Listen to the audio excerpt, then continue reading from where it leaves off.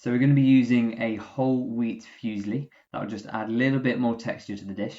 We've got the tomatoes, tinned tomatoes, and some tomato puree to have that classic Italian flavour. We've got a tin of tuna. Who doesn't have a tin of tuna in the cupboard?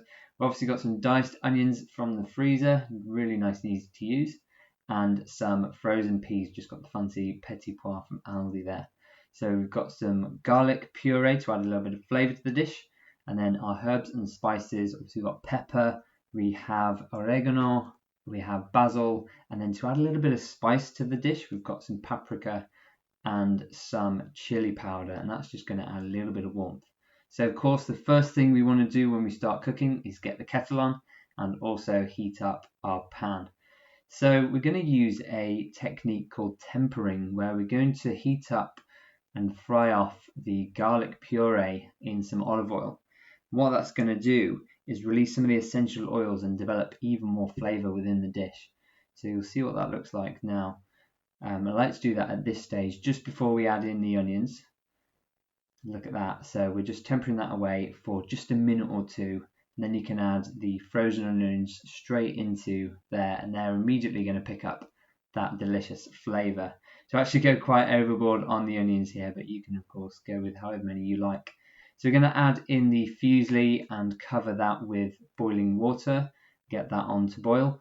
We're also going to add in salt to the pasta whilst it's boiling away, and the reason for that is whilst the pasta is cooking, it's going to take up all of the flavours that are within the water. So it's essentially going to absorb some of that salt and just increase the amount of flavour that is within the pasta itself.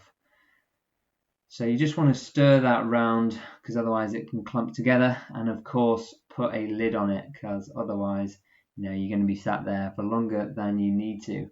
So we're just going to fry off the onions. They've wilted down quite nicely, getting a nice bit of colour, which is just going to develop even more flavour.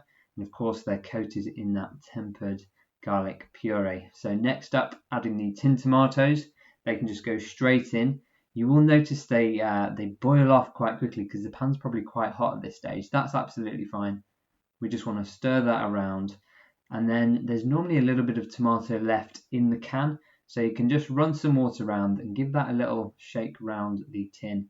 Just chuck that in so you get all of the tomatoey goodness possible.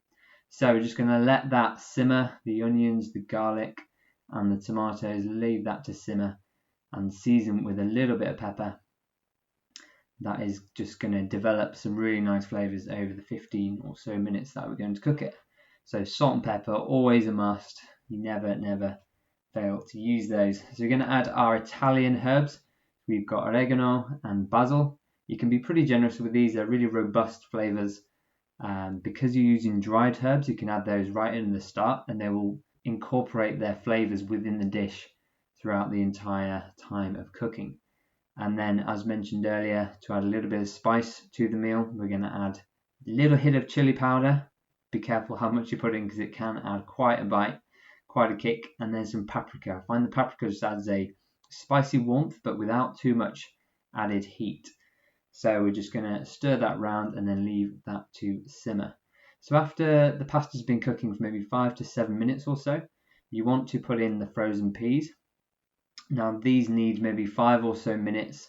You'll notice the water stops boiling. You're adding a series of frozen vegetables, which is going to bring the temperature of the water right down. So make sure to cover that to get that temperature right back up again. So to thicken up the tomato sauce, we're adding a good squeeze of tomato puree. You can see there's a little bit of excess water there. Now it's personal preference, but I find the tomato puree adds a nice tomato richness. It just brings that flavour out a little bit more, and I personally prefer my tomato sauce a little bit thicker. So of course incorporate that in, stir that in, then we are ready to add the tuna. Now you can add any sort of leftover meats that you've got, chopped up beef, chopped up chicken, whatever it is. Just do it at this stage a few minutes before you serve up. So I'm just chucking that tuna in there and then mixing round. So once the pasta is done, you can take out a few bits of fusilli and just check those, see how cooked they are.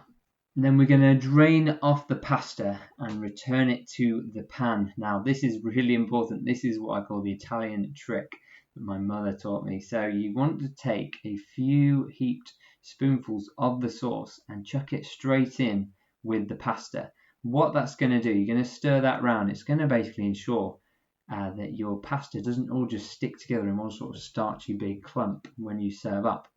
Now the sauce is going to become absorbed by all the pieces of pasta, and then when you come to serve you can then top it with additional.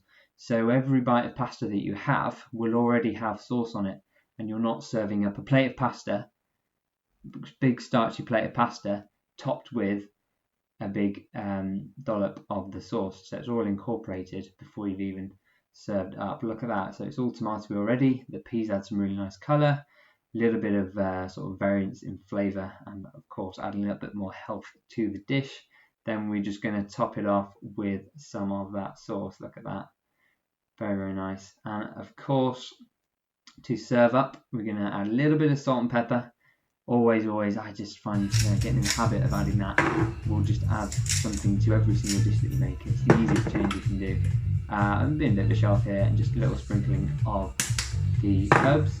And then this is really good, really Italian touch. I'm just going to have a little drizzle of olive oil, extra virgin, really nice and peppery. Honestly, olive oil combined with salt and pepper will enhance the flavour of any dish. And there you go, your store cupboard tuna pasta. I hope you enjoy that.